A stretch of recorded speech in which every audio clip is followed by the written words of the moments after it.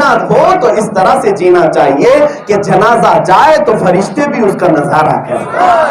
ہاں جنازہ اٹھے تو فرشتے بھی اس کا نظارہ کریں. یہ الفاظ نہیں ہے ایسے، یہ کوئی ایسی ہواؤں میں اڑانے والے بم نہیں ہیں، بلکہ میں حقیقت کے الفاظ کہہ رہا ہوں.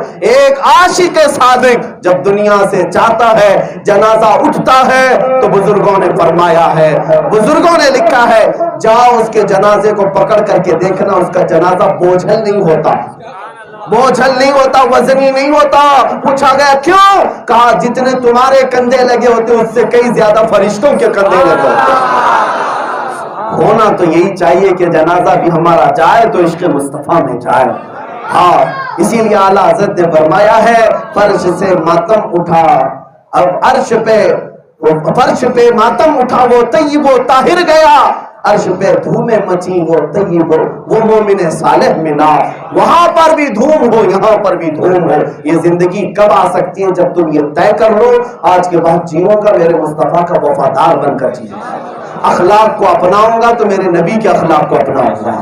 آج سے میں اپنے مجمع میں بیٹھے ہوئے ہر جوان سے یہ عہد لینا چاہتا ہوں، اپنے کانوں کو دنیاوی گانے باجے سے آزاد کر دو. یہ تمہارے نفس کو موٹا کرتے ہیں، یہ تمہیں شیطان کی محبت میں لے جاتے ہیں. یہ عہد کر کے اٹھو، میں آج سے ان فلمی گانوں میں نہیں جیوں گا، بلکہ اپنے کانوں کو میرے نبی کی تعریف کے لیے محفوظ رکھوں گا. اور اپنی آنکھوں کو میں تمہیں بتاتا ہوں، کیا تمہیں میرے مصطفیٰ کو دیکھنے کی تمنا نہیں ہے؟ آس ہے، ہر مسلمان کی آس ہے، ہر مسلمان کی طرف ہے. کیوں نہ دیکھے؟ انہیں نہ دیکھا تو کس کام کی ہے آنکھیں، کہ دیکھنے کی ہے ساری بہار آنکھوں میں. اور ہم دعا بھی یہی کرتے ہیں جیسے مفتی اعظم ہند نے کیا تھا، کچھ ایسا کر دے میرے کردگار آنکھوں میں، ہمیشہ نقش رہے روئے یار آنکھوں میں. اور پھر عاشق صادق کیا کہتا ہے؟ قبر میں بھی جاتا ہے تو یہی کہتا ہے، اپنے نبی کو اتنا دیکھا ہوا ہوتا ہے، وہ کہتا ہے فرشتے جو پوچھے قبر میں کس کی امت ہو، فرشتے جو پوچھے قبر میں کس کی امت ہو، تو مفتی اعظم کہتے ہیں میں کہہ دوں گا فرشتوں سے، لو دیکھ لو ہے تصویر یار آنکھوں میں. میرے عزیزو، اگر میرے نبی پاک کو دیکھنے کی تمنا رکھتے ہو تو پھر ان آنکھوں کی بھی تمہیں حفاظت کرنی ہوگی، ان آنکھوں کو بے حیائی سے بچانا ہوگا.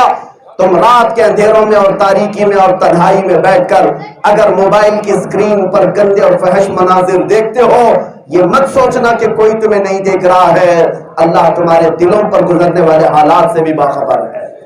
آج اس موبائل کے انٹرنیٹ نے ہزاروں جوانوں کو برباد کر رکھا ہے.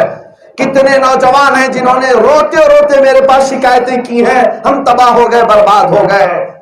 اس ظالم دنیا نے، انٹرنیٹ کی دنیا نے کئی نوجوانوں کی آنکھوں کو خیرہ کر دیا ہے، لت پڑ گئی ہے، ایڈکٹ ہو گئے، نشیڑی ہو گئے. کس بات کے؟ ڈرگز کے نہیں. کتنے ایسے جوان ہیں جنہوں نے گندی تصویروں پر پوری راتیں گزاری ہوں، اپنی آدھی زندگی برباد کر دی ہوں. اے جوانوں، تمہاری آنکھیں جب تم تڑپ رکھتے ہو میرے مصطفیٰ کو دیکھنے کی، تو کیا تمہیں یہ زیب دیتا ہے کہ ان آنکھوں کو بے حیائی کی طرف لے جاؤ؟ کیا وہ آنکھیں پھر انہیں دیکھنے کی تمنا کر سکتی ہیں جو گندی چیزیں دیکھتی ہو، ننگی تصویریں دیکھ کر کے جو اپنے آپ میں فرحت محسوس کرتی ہوں، خوشی محسوس کرتی ہوں؟ ان آنکھوں کو یہ حق نہیں پہنچتا کہ وہ نبی کے زیارت کی تمنا کرے. اس لیے جوانوں، میں نے جیسے تمہارے کانوں کی حفاظت کی بات کی، تمہارے آنکھوں کی بھی حفاظت ہونی چاہیے. آنکھوں کی یہ نہیں کہ مجمع میں بیٹھا ہے تو لوگ دیکھ رہے ہیں، گھر میں بیٹھا ماں باپ دیکھ رہے ہیں، اور جب کوئی نہیں تھا پردہ ہٹا کر پھر رات کی تاریکی میں یا اندھیرے میں یا تنہائی میں بیٹھ کر جو چاہے من میں آئے سب دیکھتا چلا جاؤں. نعوذ باللہ، نعوذ باللہ. مومن وہ ہے جو اپنے نبی کو حاضر و ناظر مانتا ہے. میرے نبی دیکھ بھی رہے اور میرے پاس بھی، جب وہ چاہیں میرے آقا حاضر ہے اور جب وہ چاہیں وہ ناظر بھی، دیکھ بھی رہے. تو کیا مجھے بتاؤ اپنے دل پر ہاتھ رکھ کر، جب تمہارے باپ تمہارے کندھے کے پاس کھڑے ہو، تمہاری ماں ادھر کھڑی ہو، جب باپ اور ماں کھڑے ہو، تمہارے ہاتھ میں موبائل آئے اور ننگی عورتوں کی تصویریں کھول کر مزے لے کر دیکھتے رہو گے؟ ایک غیرت مند بیٹا تو شرم سے ڈوب مر جائے گا، باپ بھی دیکھ رہا ہے، ماں بھی دیکھ رہی. یا میں اس جوان سے پوچھتا ہوں جس کے بیٹے بیٹیاں ہیں، بیوی ہیں، وہ اپنی اولاد کے سامنے کیا بے حیائی کی چیزیں دیکھ سکتا ہے؟ جب تمہیں پتا ہے تم اپنے ماں باپ اپنی اولاد کے سامنے بے حیائی نہیں کر سکتے تو تمہارا وہ تصور کہاں گیا جو رسول اللہ حاضر ہے؟ وہ تصور کہاں گیا جو رسول اللہ حاضر ہے؟ میرے آقا تمہیں دیکھ رہے ہیں جس وقت تمہارے انگلیاں چل رہی ہیں، تو کیا ہوگا میرے عزیزوں؟ میرے آقا کے پاس فرشتے جب پہنچا رہے ہوں گے، اللہ کے نبی نے فرمایا ہر جمعرات کو میرے پاس امت کے اعمال پہنچائے جاتے ہیں، جب ہمارے اعمال فرشتے پہنچا رہے ہوں گے کیا کہہ رہے ہوں گے فرشتے؟ یا رسول اللہ فلاں کا بیٹا آج اتنی بے حیائی کر رہا تھا، اس کے ہاتھ میں تاش کے پتے تھے، شراب کی بوتل تھی، نشہ کر رہا تھا، فلاں گٹر پر بیٹھا تھا، لوگوں کے ساتھ عیاشی کی باتیں کر رہا تھا۔ جب نبی پاک کو یہ خبریں فرشتے سنا رہے ہوں گے، توجہ چاہتا ہوں وہ نبی جو رات رات بھر تمہارے لیے دعا کرتے تھے ان پر کیا بیت رہی ہو؟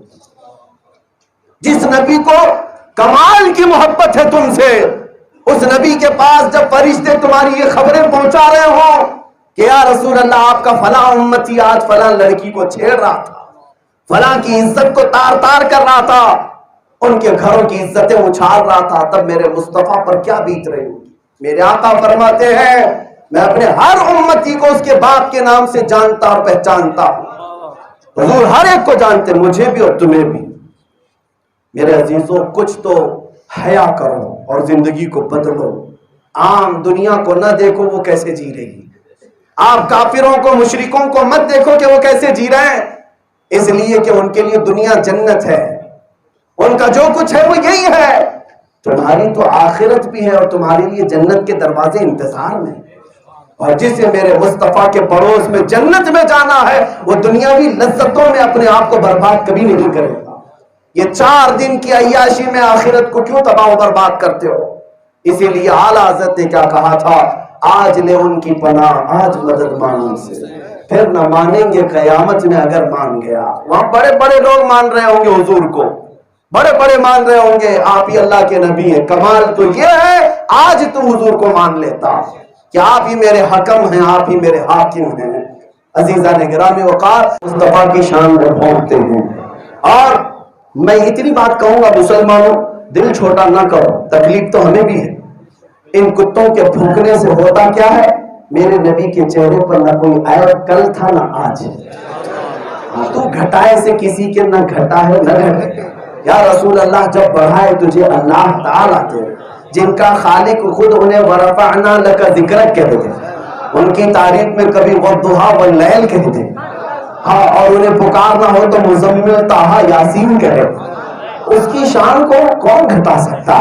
مٹ گئے مٹتے ہیں مٹ جائیں گے عاد آتے ہیں، نہ مٹا ہے نہ مٹے گا کبھی چرچا تیرا۔ ہاں ان ظالم کتوں کو جو آج قرآن بدلنے نکلے تھے وہی بدل کر، یہ میرے اللہ کی مار ہے، یہ رب ذوالجلال کی پکڑ ہے۔ مولا تعالیٰ اپنے دین میں ایسے کو برداشت بھی نہیں کرتا، ایسے کو گوارا بھی نہیں فرماتا۔ اللہ تبارک و تعالیٰ اپنے دین پاک میں ایسوں کو رکھنا بھی نہیں پسند کرتا کہ جو اس کے نبی پاک کی گستاخی یا قرآن کی توہین کر چکے ہوں، بلکہ مولا کی شان تو دیکھیں، وہ اسلامی نام بھی گوارا نہیں کرتا کہ تو اپنے پرانے نام سے پہچانا جائے، ساری شناختیں بھی بدل دیں۔ یہ دنیا میں ہم نے آج دیکھا عبرت کے لیے۔ اور ایک بڑی بات کہ اس وسیم رافضی نے شروعات کی تھی ماں عائشہ صدیقہ سے، صحابہ سے، صحابہ کی توہین کیا، ماں عائشہ کی کیا، پھر ابو بکر صدیق کی، عمر فاروق، عثمان غنی کی، پھر چلتے چلتے نبی پاک تک پہنچا، پھر قرآن پاک اور اللہ تک پہنچا۔ بزرگوں نے کیا ہی سچ کہا کہ جب بزرگوں کی توہین کے لیے نکلتے ہو تو پھر یہ گمراہی کا راستہ ایسا کھلتا ہے کہ تم کفر کی وادی میں پہنچ جاتے ہو۔